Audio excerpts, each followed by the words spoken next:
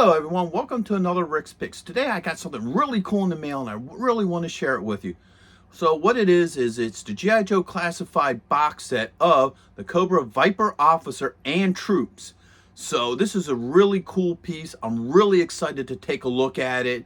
So just remember, if you really do dig this video, go ahead and hit a like. It really helps this, channel grow. And with that being said, let's get to the review. So here we have the Viper Officer pack, and this is some nice artwork. This is beautiful art here. It really shows the figures off. You have the G.I. Joe logo. Now, the one major difference that everybody's going to notice is that there's no way to see the figures in here. You know, you got this nice piece of box art. It doesn't flip open or anything. That's what it is. And from what I'm hearing, this is what they're switching over. Like with the other figures of the line, you'd have a clear front so you can see the figure, accessories. For some reason, Hasbro's getting rid of that. I don't know why. For a collector like myself, it doesn't matter because I like to take all my stuff out of box. But for somebody who likes to keep it in box and would like to show off the figure, I think that would probably be disappointing to a collector that does that. But to keep on going with the front of the box, you also have your choking hazard, your little note here, Hasbro logo, age restrictions, spinning around this way. You have your stats, what number of figures these are, spinning around one more time. You have this nice picture of all three soldiers in it, and then you have a picture of each soldier, their packs, their weapons, and new with this wave, I think this is the first set to actually have this. You actually have blast features, which is pretty cool. So I'm really excited to be looking at that and see how well that works with these figures. You have your, choking hazards, your legal, and the Hasbro logo. Oops. Spinning around one more time, and you also have your trooper status. So this side is the officer status, and then this side is your trooper status. And then of course the top you have the Cobra logo and what number figures these guys are, and the bottom is your legal. So without any further ado, let's take a look at these guys. All right, so here they are, the Cobra officer and the two troopers. Now they're all the same figure, just different paint jobs. Well, the officer got his different paint job. The two troopers are the same figure. So, same paint job. So let's give each one a rotation. And then I'm going to go over the articulations over one figure because there's no point in doing it with all three. So first off, you got trooper number one. The detail on these figures are really nice. He got the standard Viper colors, which is really cool. All right. You got Viper Trooper number 2. Bring him up. And once again, he's the same as the first Viper. Just, same color scheme, same detail, everything. And then now you have the Viper Officer, which has a different color scheme than the other two. Now, from what I'm hearing, is these two guys are basically the same figure as the Viper Trooper that came out a little while back. So it's basically just the same figure. I think they even have the same paint. So now let's start going over some of the details on this character. The head's on a ball joint. They do have this bandana that can come off and be put back on just as easy. All right, he has a shoulder joint, a bicep joint, a double joint at the elbow, a wrist joint. Now, he does have an upper torso joint, but because of his flak jacket, it's hard to move, but it is there. All right, he has a thigh joint, a double knee joint, and ankle joint. All right. And like I said, the other two figures are the same figure, just a different paint. So there's not really a point in going over the points of articulation. Now, they each come with a backpack. All right. The two troopers come with this pack here. And you just spin them around and it fits in the hole. The officer has the same pack, but the paint scheme's a little bit different. So you got this gray, and then you got the gold logo. Just like that, trooper, it fits nicely in the back. Just like that. And the same thing with this one. Alright. So now they all have their packs on. They all come with the standard, you know, trooper goggles. That just fits nicely over the head. I never understood why the Vipers had these goggles. They have the visors, but that has always been part of the Vipers. Even the original line, they always had these. Oops, you don't want to stand. They always had these goggles that sit on top of their helmets. Let's put this one on him, just like that. And this one, put him. Oh, I noticed a difference. This one actually goes to this trooper. Because of the factor, I almost missed this. These goggles have gold lens. The other two have the silver lens, which matches up with their face shield. But this one has the golden lens. So that means it's meant for him. All right. There we go. So now we have him and the troopers. Okay, so let's go over some of their weapons. Now, the head trooper, you know, the officer, he has this nice red pistol. Okay. It also has an option for a silencer. Just pops right on in the front here. So now he has pistol and silencer. The other two come with this black pistol.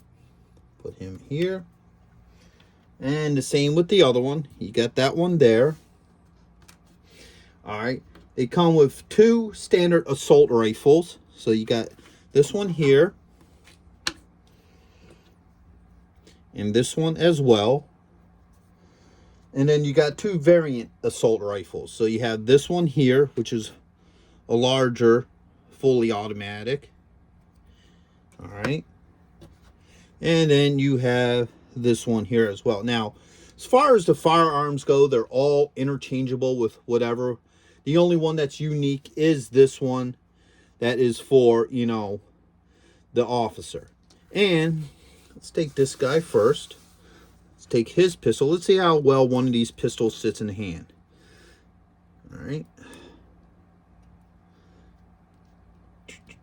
Alright, that just fits in there nicely. So his pistol fits in there pretty good. Alright. Now with this figure, we'll show that if you lift his arm up, there's a holster here. And that just fits in very nicely into the holster. Alright. And then the officer obviously has his holster for his pistol. And because his pistol's slightly different, let's see how well that fits in his.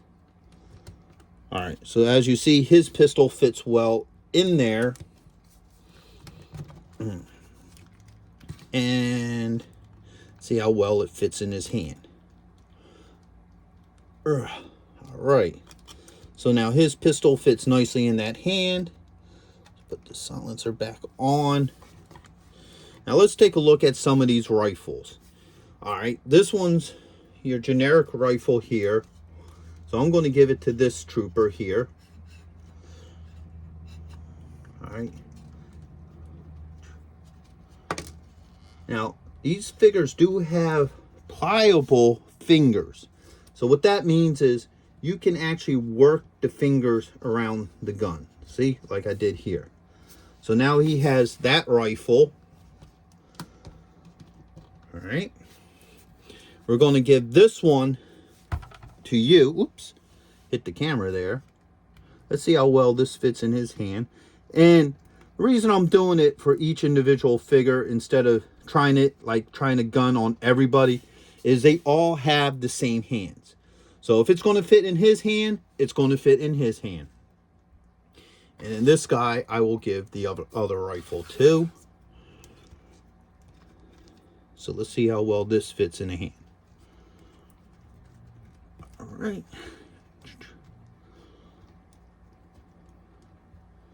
So yeah, that fits nicely in that hand. And like I said, this rifle is the same as that one, so there's no point in, you know, putting it in it. Well, actually, you know what? Just for fun, let's put this in his hand. So now he's going to be packing double. Like I said, you can move the fingers a little bit. They're designed to do that. Just be careful. Don't overpower them, because if you do, you know, you might break them, but they're designed to be flexible, which is really nice because of the factor that it makes it, there we go, it makes it easier to put the weapons in their hands, opposed to some figures that have really solid, hard hands, and it just makes it hard to get the weapons in them. So all these weapons fit nicely in their hands. Now, the one thing I'm noticing about these figures is, other than the pistols, they don't have nowhere to put their weapons. Like most G.I. Joe figures, you know, they have like pegs on their backpacks and stuff that you could hook the weapons to. Unfortunately, these figures do not have that. So other than the pistols, it's basically what they hold. All right, so now the neat thing about these particular figures is they come with blast effects. So you have this one here, which looks like a puff of smoke for a firearm. You have this spray pattern. You have this fire pattern. This fire pattern. Then you have this really cool multi-shot pattern. You have this blast pattern. You have this muzzle effect. This one as well. And then finally you got the smoking barrel. So, you know, you could set this one up like this. So now you have that fire pattern. And you could set this one up like this. So now you can have that fire pattern. And you could probably just mix and match, because there's a hole for each of these. So, you know, however you want to do it. So now here's the real question.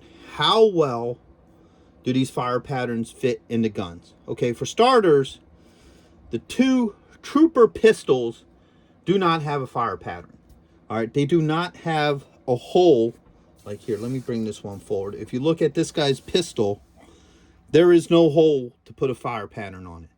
So that's a little bit on the disappointing side. All right, let's see how well these fire patterns fit in this barrel. So we're going to just take this one, put it right there. So now you have that fire pattern, which works very well for that particular gun. All right, let's look at his guns. Now this one has the rapid fire assault rifle, so let's put this one on here. So now you have that firing pattern, which works very well with him. Let's put this firing pattern on this pistol. So boom, you see here, you can kind of have that style of firepower. All right, let's look at his guns. So let's see, you can use this one here. Let's say with this. All right, so now you can have that style fire pattern. Move him to the front. And put these goggles away. You can have this here. And you could do that kind of, let's lift his arm up so you can see it better. So you could do that fire pattern as well. And just for fun, take his. And now you could do the smoking barrel as well. So yeah, that's a neat feature that they added to these figures that gives them a little bit more personality. And I believe this can actually be swapped out with any of your other Joes. I'm not 100% sure if they have that or not, but I heard something that it can be swapped out. All right, so overall, I really love these figures. I think they were great. They're really nice looking. They have a sense of style to them. They have the old Viper look. The officer has a neat look to him that gives him a unique look, but he still looks like he's part of the troop. Overall, I think the only issues I have with it is that the box, there's no way to see the figures in box. So if you're a collector who likes to keep things in box, that is probably a disappointment for you, seeing how the earlier figures of the line, you could actually see them in box. You know, they have a clear front shell. And the factor that there's no way you can hook the rifles up to their backpacks or their backs or something, because that was one of the things I always liked about this line, is that all their equipment can be somehow, some way stored on them, where these figures you cannot do. But with that all being said, overall, I love these figures. I feel like they are a must-have for anybody who, you know, has and collects the G.I. Joe Classified line. With that being said, I hope you all liked this video. If you did, go ahead and check out my G.I. Joe Classified playlist. I have other classified figures that I've done reviews on that you may like as well. So, have a good one, folks. Late. Thank you for watching this video. I really hope you enjoyed it. And if you did, go ahead and hit the like button, share it with friends, and, you know, subscribe to the channel or ring the notification bell, because any of these things will help this channel grow. And also, a way you can help this channel grow is leave a comment. I like to hear from you, any kind of feedback or questions that you might have. Just leave it in the comments. I will get back to you. So once again, thank you for watching this video, and I'll catch you guys in the next one. Late.